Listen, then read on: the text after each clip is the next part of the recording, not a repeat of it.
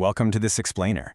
When we think of modern terror networks, we usually picture cinematic briefcases stuffed with cash. But the reality? It's often way more about mundane spreadsheets and basic administrative tools. Today, we're going to unpack the complex hidden financial architectures that actually keep these violent organizations afloat. Specifically, we're going to look at a major joint takedown orchestrated by the US and Turkey, which gives us a really fascinating, behind-the-scenes look at how these illicit networks actually function today. So, how do these groups actually fund their operations? Let's dive right in. The truth is surprisingly bureaucratic. Like I said, it's a lot less action movie thriller and way more corporate HR and accounting. They rely heavily on massive, hidden administrative networks. Why? Because they need steady, reliable capital to support recruitment, pay consistent salaries, transport fighters, and of course, procure false documents. And this is where a very specific role becomes absolutely crucial: the financial facilitator. These are the often invisible players who quietly make these violent organizations financially functional across borders.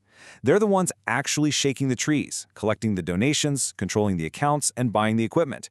Without these intermediaries acting as a bridge between the operational fighters and the global financial system, well, the organizations simply couldn't survive. Section 1. The Targets. Unmasking the Intermediaries. Let's look at a really compelling real-world example. Back in May 2023, there was a highly coordinated action by the US and Turkey. And they didn't just target a broad geography or a random list of foot soldiers. They zeroed in on two very specific individuals with distinct roles in the financial pipeline. On one hand, you have Omar al-Sheikh. He's a high-level senior operative, literally a Shura Council member managing a massive overseas economic portfolio for his group. It's macro-level stuff. Contrast him with Kubilay Sari. Sari wasn't sitting in a boardroom. He was the on-the-ground, Istanbul-based conduit. He was the trusted contact, taking in funds from multiple donors to buy tangible tactical gear. We're talking weapons, motorcycles, and night vision tech. But here's the catch. Tracking down these ground-level facilitators is notoriously difficult, mostly because of the alias challenge. Guys like al-Sheikh, they use multiple aliases and transliterations. He was widely known as Abu Ahmed Zakur, for example. And because of the varying spellings, cuñas, and non-Latin scripts, your basic exact match banking controls will completely miss them. To actually catch them, financial intelligence has to get creative, combining names with dates of birth, specific locations, ID documents, and known associates. It's like a giant puzzle. Section 2. Exploiting legitimate channels. Hiding in plain sight. So if they know the authorities are constantly watching, how are they actually moving this money and getting this equipment without instantly setting off alarms? Well, they hide in plain sight by seamlessly blending formal and informal mechanisms.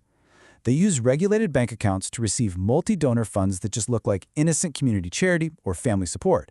Then they use value transfer services to rapidly move smaller, less suspicious amounts of cash. And the truly terrifying part? They use standard, everyday trade to convert those funds into operational capability. They hide dangerous tactical gear behind incredibly boring trade receipts for things like motorcycles that just happen to be destined for a conflict zone. Because they use the strategy, a single low-value transfer looks totally innocent to a bank looking at it in isolation. A merchant selling a dual-use product is doing it perfectly legally. The true risk only actually emerges when intelligence connects all the dots across parties, transactions, geographies, and time. The threat lives in the entire network, not in one single transaction. Section 3. Combining global forces, the US-Turkey strike. That fragmented view we just talked about, it shows exactly why cross-border action is absolutely essential here. A single country acting alone is only ever seeing one piece of the puzzle. But by acting simultaneously, the US and Turkey essentially close the net. A US designation is incredibly powerful, right? It blocks international dollar clearing routes and US property. But the Turkish asset freeze is just as vital because it locks down the local, physical funds and accounts, exactly where the facilitators actually live and operate. It's a one-two punch that traps the network's money globally and locally, drastically cutting down their chance to move assets before the other jurisdiction can act. If we track this on a timeline, you see a really fascinating escalation. Sari started funneling these funds way back in 2018. Fast forward to January 2023, and we see an early US-Turkish joint action that essentially laid the groundwork. That ultimately culminated in the main, coordinated takedown of al-Sheikh and Sari in May 2023. But take a close look at the end of this timeline. In 2025 and 2026, broad US sanctions on Syria were terminated, and certain UN and US group designations were revoked. The geopolitical landscape is constantly shifting under our feet. And that brings up a vital lesson, especially for compliance teams.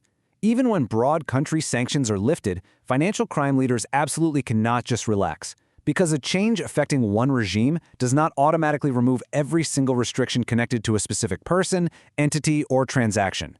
Individual restrictions, like the ones placed on specific terror group, often remain strictly in effect, which demands continuous, ongoing vigilance. Section 4. Building a resilient defense, the control stack. Knowing all of this, the complex aliases, the blending of legitimate and illegitimate funds, the constantly shifting legal frameworks, what practical steps do financial institutions actually need to take to stop these networks? Well, they have to build an escalating defensive shield. Step 1, you have to continuously screen for those complex aliases and non-Latin scripts we mentioned earlier. Next up, dig into the customer context. Does the customer's stated occupation actually make sense with their sudden, rapid withdrawals? Then, deploy network analytics to uncover shared devices or hidden addresses that link supposedly unrelated people. And finally, apply procurement intelligence. Look at the actual economic rationale of a purchase to make sure dual-use equipment isn't quietly heading off to a conflict zone. And this powerful quote really reminds us what all of this work is actually for. The ultimate goal for investigators isn't just about freezing accounts after a tragedy has already happened, or simply checking a compliance box. As the quote puts it so perfectly, the objective is to understand and disrupt the architecture before that money becomes operational capability. So I'm going to leave you with this final thought. As these hidden networks increasingly masquerade as everyday commerce, splitting payments and moving seamlessly across jurisdictions, is our collective ability to connect the dots actually keeping pace? The front lines of this conflict aren't just in war zones anymore. They are deeply embedded in the data of our daily financial systems. Thank you for joining me for this explainer, and keep questioning the deeper layers of the systems around us.